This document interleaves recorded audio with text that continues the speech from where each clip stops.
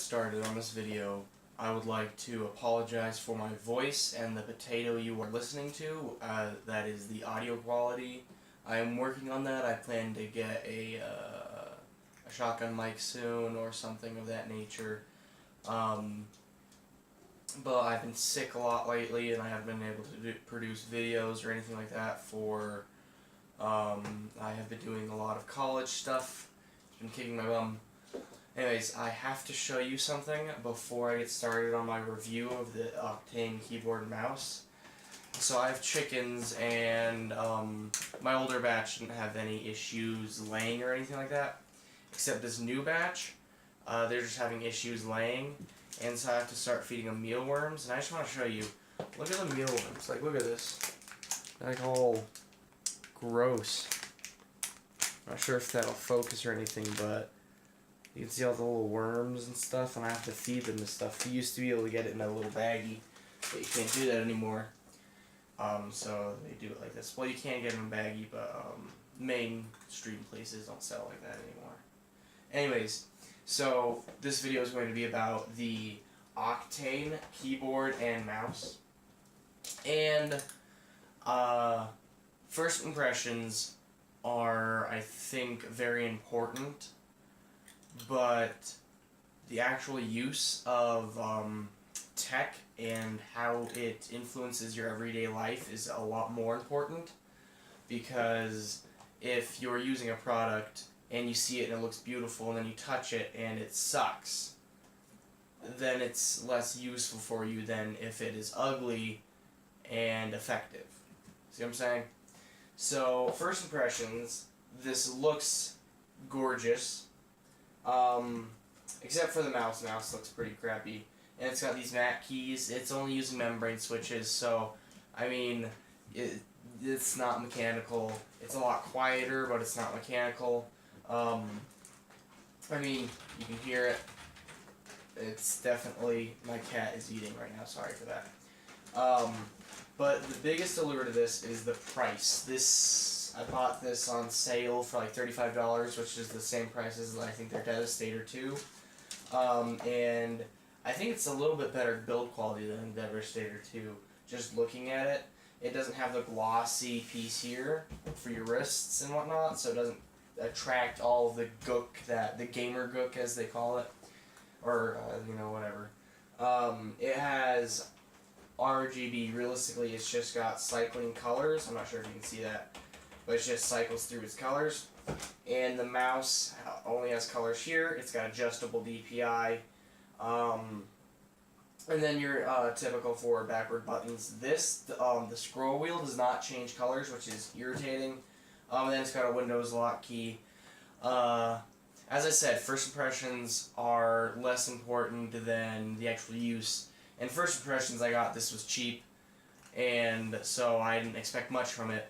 After using it for, gosh, 2-3 months now, going from a normal, like, stock Dell keyboard to this. Actually, before I had a wireless Eagletech keyboard just because it looked nice and I hated cables, but anyways. So I got this, and this is so much better. I do like adjustable DPI. Yeah, you can get better for a better price if you look real hard. But this is just from a name brand, and they normally do pretty good things. Cooler Master. And so the real allure to this, as I said, is the price. And I don't think you can really go wrong. Yes, it's membrane. It's not very tactile. Its switches don't feel pleasurable to type on, but in comparison to, like, basically laptop keys, this is so much better. You have no idea, or some of you do.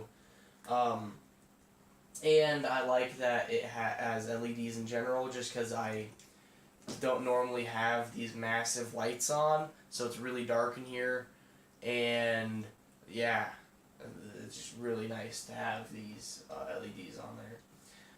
Another nice feature is you can change the weight, which you can do in most mainstream mice. It is really difficult to remove this particular cover, and it's got some removable weights in it, and I like that. You can also prop it up, and it's designed to not slide. This desk has some issues with some of those rubbering pads because, you know, it's not a normal desk.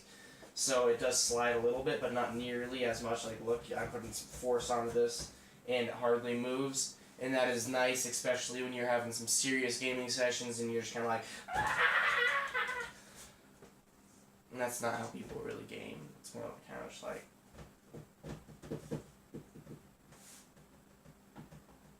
Anyways, so yes, this keyboard and mouse set is great for entry-level people who want something that can up their game, no pun intended, can really improve upon their gaming for a very, very insubstantial price. I mean, I think it's like $40 normally or something like that.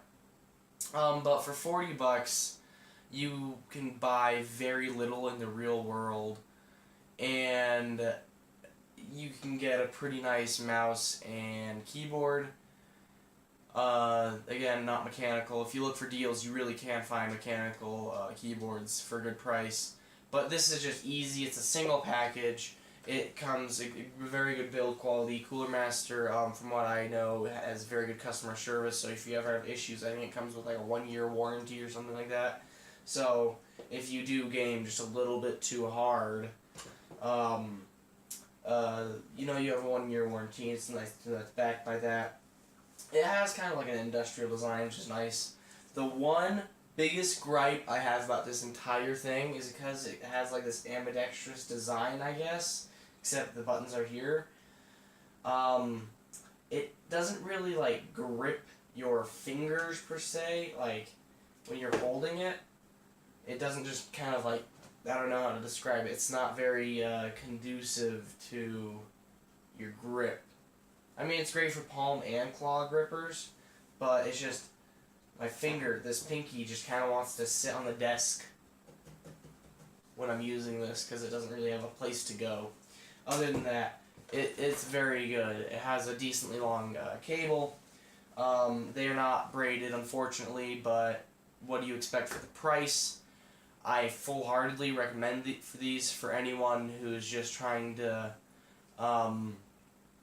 improve upon their gaming for a very low price. That's really all I have to say about them. Very, very impressed. But they do have their drawbacks because, you know, they are like a $40, $35 keyboard and mouse. What are you going to do? Anyways, thank you for joining me. This is PG Tech signing out. Before I go, though, sometime soon, my next video will be linked here or down in the description. I don't know which I'm going to do. I'm going to review the Mackie CR3s, and the same review applies for the CR4s. I've been meaning to do this review forever, but it's time to do it, so look forward to that.